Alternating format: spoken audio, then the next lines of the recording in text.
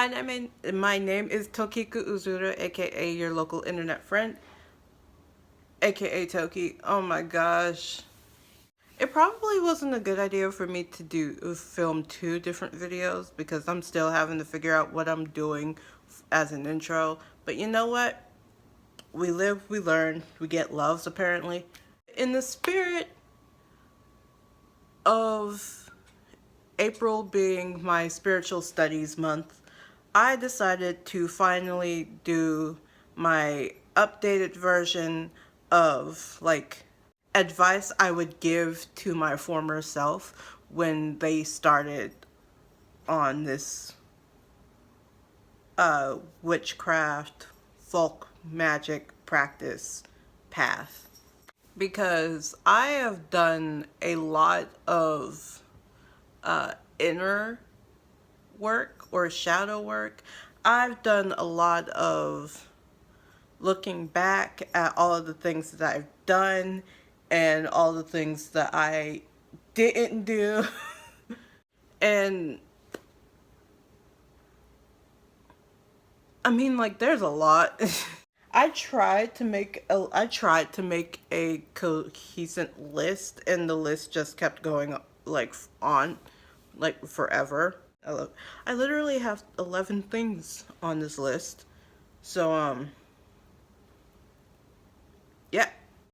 I tried my best to narrow it down to 5, but I think I narrowed it down more like to 6. A lot of these will end up being like two-parters anyway. The first one I will always say is have enough journals for you to document everything. And I'm very specifically talking about like the pen and paper type journals. Now, you could keep a digital version of that, like if you want your phone to be part of your magical practice and whatnot. You can go ahead and put a lot of this information in your notes app, which is probably what I should have done. But I started off with a journal that I specified for this stuff and switched over as soon as I can get it out. Why did I not do this earlier? And switched over to a binder so I can have everything in one spot, and so that I can add on to what I already have written. But yeah, the first piece of advice is quite literally document everything. And that means pieces of information that you end up getting about stuff that you're learning, things that you might need later. And I do say might. So like if you want to have everything in one journal, it's probably best that you go ahead and do like a binder part. Or if you want to go ahead and be that type of very organized person where every topic that you're doing research on has its own journal or its own section. I pretty much spent an entire like month to reorganize the information that I had. So like I do have very generic sections. I literally cut them down to like 5 of them because I'm trying to help myself out when it comes to actually being able to keep up with this information and whatnot. So like the least amount of sections, the better. The second one is to work with and research what you already have. The historical part of witchcraft was quite literally that people used whatever they had around them, like whatever they were able to gather themselves. And with how modern our lives have become since then, it would probably be better if you just worked with what you have in the house first. There are definitely spiritual and metaphysical meanings for pretty much everything, and you just gotta look for that information. but I will also add into the research part of it. It's more of a scholar type research bit. Like, you can't just use one person's explanation of what it means. You have to figure out what it means for you. And it will probably be determined on several different factors. Now, the addition to that is the way that you research. I did originally start off researching using social media, and very specifically using Instagram. However, that became an entire stress point for me. That made me take a break for about 2 years. So while social media makes the researching part of it easier, it will also give you a whole bunch of essentially useless information. Especially seeing as though the algorithm tends to give you more of what you're specifically looking for. So, like, if you're looking for the information on witchcraft and whatnot, it will give you, like, an abundance, a crazy amount of information that you would have to sort out through. And coming from a person that literally had to go through their witchcraft save files on their Instagram page, that's a lot. Third one, define words. Again, one of the things that I've learned trying to use social media as my main gateway of learning witchcraft and whatnot, they tend to use a lot of words and never explain to you what it means. Like, they tell you that shadow work and doing shadow work is very important, but they don't explain to you exactly what that means. But they also use terms like use your discernment and use your intuition, or even just the term let it go. You have to define what these words mean to you before you can ever be able to properly understand what you're talking about. Like, what is faith? What is belief? Yeah, that'll stress someone out. And the second part to that, which doesn't really seem related too much, is the idea of information overload is never helpful. Don't try to rush through learning these things. Take your time to go ahead and actually define the words that they're specifically using if you want to go ahead and take what they're saying into your own practice. However, I will specify it is your personal practice.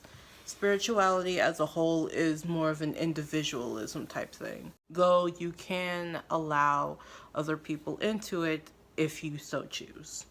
And the last one that I found to have been very important enough to basically highlight in this list is intention setting is mundane magic. So I'm about to go ahead and do exactly as I said was very important. When I mean intention setting, I very specifically mean giving a specific action a purpose or a goal. Intention setting is what is the inspiration behind this action? And that is the very core of how magic is supposed to work. Whether that be creating a spell, creating a potion, or even just manifesting, which is a word that they have used a lot, and I will not get any further than what I've just said. But practicing mundane magic or practicing intention setting is something that everyone can essentially start with, and doesn't even have to be like a witchcraft only type thing. Again, it does mean that you have to be very particular when it comes to the words that you use. And it also means that you will have to slow down when you speak. Speak with purpose. Now, here are some just like extra ones that I thought needed to have been on the list, and then like decided I wasn't going to talk about it until after I get the very important ones out of the way. Any and every spiritual practice is personal. Learn to validate your own experience. This is something that I had to learn the hard way, and I ended up learning over years. Like, the concept of having to validate your own experience isn't just like a spiritual practice thing, but more of a like tips on how to deal with a person that is trying to make you think that you don't know what you're talking about. But like, you also have a whole bunch of people that would go ahead, and a whole bunch of people within the new age spiritualism and or witchcraft community that is just like constantly fighting over who is right. And there are definitely certain things that I will agree are just like a universal truths. But like, come on, you can't be telling a person that they're manifesting wrong. I mean, they might be, but that's for them to figure out. Make a list of topics that you're interested in. Now, when I was trying to transfer the information that I had specifically in my old witchcraft journal, the first thing I was thinking of was like whether I would actually be using that information at all, or whether I just have it to have it, which was surprisingly a lot of that. I told you, I was essentially an informational sponge when I first started, and then burnt myself out with the amount of information that there was. But instead, I started with topics that the generalized topics that I was very interested in. So my personal suggestions when it comes to the topics is astrology and divination, because those will help you out. Those will help you out personally, and honestly, they've been helping me out a lot. But also learning how to meditate. And meditation is similar to manifestation, where it's kind of different for everyone, but the idea is to essentially find a sense of like calmness and peace, whatever that means for you. Sometimes for me that means my brain is quiet and I'm able to focus. Other times that just means my brain is able to put things together like a gosh darn puzzle.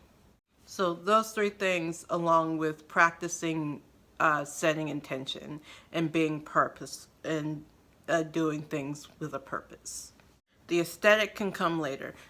I think the last thing on this list overall is to keep a list of the things that you actually believe. This is kind of because I tend to forget.